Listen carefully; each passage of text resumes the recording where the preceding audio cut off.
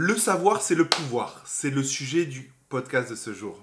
Salut à toi et bienvenue sur ma chaîne YouTube. Sujet intéressant qui est, qui est sur le savoir. Grosso modo, voilà, je vais t'expliquer vraiment ma vision sur l'entrepreneuriat, le fait que ta plus grande richesse, c'est pas l'argent finalement. Souvent, on nous dit que la plus grande richesse, c'est l'argent, c'est la santé, etc., etc. Pour la santé, je suis d'accord avec vous. Moi, je pars du principe que réellement, la plus grande richesse, c'est toi. C'est toi, c'est ton potentiel et c'est ce que tu acquiers en savoir, en développement personnel, ce que tu as par rapport à la santé, etc. etc. Et ça, c'est super important de le prendre en considération. Souvent, on s'arrête aux études que ça soit le BEP, CAP, BTS, Bac, Bac Pro, Maths Sup, Maths P, bref, les écoles, etc. Et souvent, on catégorise une personne en fonction de ses études et on s'arrête là, on s'arrête d'apprendre à la fin de ses études, etc. etc. Déjà, il faut savoir que pour moi, une personne qui ne fait pas d'études n'est pas forcément plus bête ou moins compétent, etc. Je pars du principe qu'il est important de faire un minimum d'études. Pourquoi pour, pour sa culture générale, voilà, pour le fait d'avoir des techniques peut-être plus rapides d'apprentissage, etc. Mais c'est surtout, voilà, moi ce qui est super important, c'est de continuer à apprendre. Vraiment, je pars du principe que tu peux savoir, te connaître un bon nombre de métiers et je l'ai vu souvent dans des pays, quand j'ai vécu au Maroc, etc. On voit que tu peux apprendre n'importe quel métier du moment où tu es formé. Tu es formé par une personne, généralement. C'est pas des études qui font ça, c'est la formation sur le terrain. Et c'est pour ça que j'aime beaucoup les formations sur le terrain. C'est parce que tu apprends un métier, tu apprends quelque chose, etc. Moi, je vous invite fortement à, déjà avant de se former dans tel ou tel métier, parce que les formations que vous pouvez acheter sur Internet, c'est souvent pour apprendre un métier. Là, en l'occurrence, moi, c'est Amazon ou l'e-commerce et vous apprenez un nouveau métier. Mais demain, vous pouvez vous former dans la plomberie, vous pouvez vous former dans le dessin, dans n'importe quelle chose.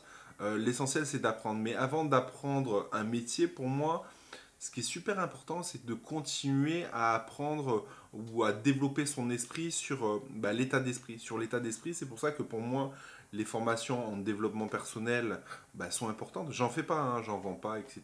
Je vais pas vous mettre de lien d'affiliation par rapport à ça. Mais je pense que le mindset, l'état d'esprit, c'est ce qui va caractériser votre ouverture d'esprit, votre façon de penser. Et c'est ce qui va vous rendre plus tolérant, qui va vous ouvrir l'esprit par rapport au business.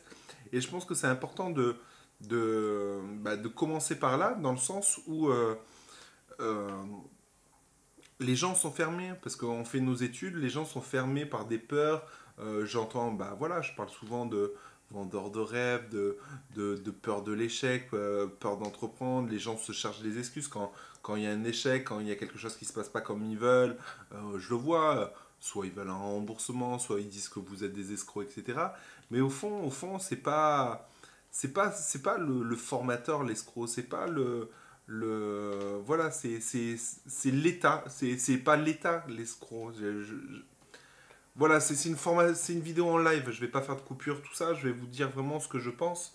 Je pense réellement que la problématique, c'est le système éducatif qu'on a créé. Le système qu'on a créé, éducatif qu'on a créé maintenant, nous rend dépendants par une routine, dépendants par un système, nous ne devons pas sortir des clous de ce système-là. Nous n'avons pas le laisser passer pour faire ce qu'on veut, quand on veut, où on veut. Et c'est ça qui est dommage pour moi. C'est le fait de. Parce que tu fais un métier que. C'est pas parce que tu fais un métier que tu n'as pas le droit de faire un autre métier, d'avoir ta façon de penser, d'avoir plus d'argent, gagner plus. Souvent on me dit oui, Yann, comment ça s'appelle, les études de ta fille, elles coûtent cher. Parce que je mets ma fille, elle a 4 ans et demi, je la mets dans une école privée, bilingue, où ils sont 12 par classe, le matin français, l'après-midi l'anglais, et l'école, elle coûte 5 000 € l'année. Et c'est vrai que cet argent, ça représente une sacrée somme. Déjà déjà je pars du principe que l'éducation de ma fille n'a pas de prix. Et si vous regardez attentivement, j'ai pas les calculs, les chiffres exacts, mais je suis sûr que ce qu'on paye, ce que l'État donne comme argent par enfant à l'année, ça correspond quasiment à ce prix-là. Et malheureusement, nous n'avons pas le même résultat. Donc finalement, quelqu'un qui est en CDI paye à la fois pour l'État, pour l'éducation, pour le public, et paye pour son enfant. Moi, en l'occurrence, je paye pour les deux. Je paye pour mon enfant qui n'est pas en public, et je paye mon enfant pour le privé. Et tout ça pour vous dire que moi, je le vois énormément dans l'éducation que fait qu'a ma fille, que reçoit ma fille avec l'école Antonia. D'ailleurs, c'est une très très bonne école, etc. Vraiment, ceux qui sont sur Montpellier et qui envisagent ce type d'école, je vous la conseille fortement. Mais c'est surtout que bah, ils apprennent en fait, ils apprennent aux enfants à penser par eux-mêmes, à leur dire pourquoi vous devez faire ça. Moi aujourd'hui, voilà, j'ai un regret, c'est que je suis pas parfaitement bilingue et ça me frustre. J'ai une frustration immense par rapport à ça. J'essaye de mettre des plans en place, des plans d'action en place, mais c'est pas forcément évident. Et du coup, je vais devoir voilà, trouver une solution par rapport à ça. Mais si on m'avait expliqué l'objectif final au collège, par exemple, ben, peut-être que j'aurais plus volontiers appris l'anglais et je serais totalement bilingue maintenant. Aujourd'hui, ma fille qui a 4 ans et demi, elle connaît des mots en anglais, elle connaît les couleurs, etc. etc. parce que bah, on lui explique pourquoi c'est important d'apprendre l'anglais maintenant, et parce que c'est un langage, ça te permet de communiquer avec des gens, etc. Et c'est pour ça que c'est facile à intégrer pour un enfant. Donc tout ça pour vous dire que le savoir c'est votre plus grande richesse, le savoir c'est le pouvoir, et il ne faut pas s'arrêter à se former. Je ne vous dis pas forcément de vous former sur des formations Amazon, etc. Peu importe dans quoi vous vous formez, mais formez-vous. Si vous n'êtes pas intéressé par le business sur Internet, formez-vous dans le développement personnel. Je ne vais pas vous mettre de lien d'affiliation. Voilà, suivez des gens comme Franck Nicolas, par exemple, qui vraiment fait des belles choses sur le développement personnel.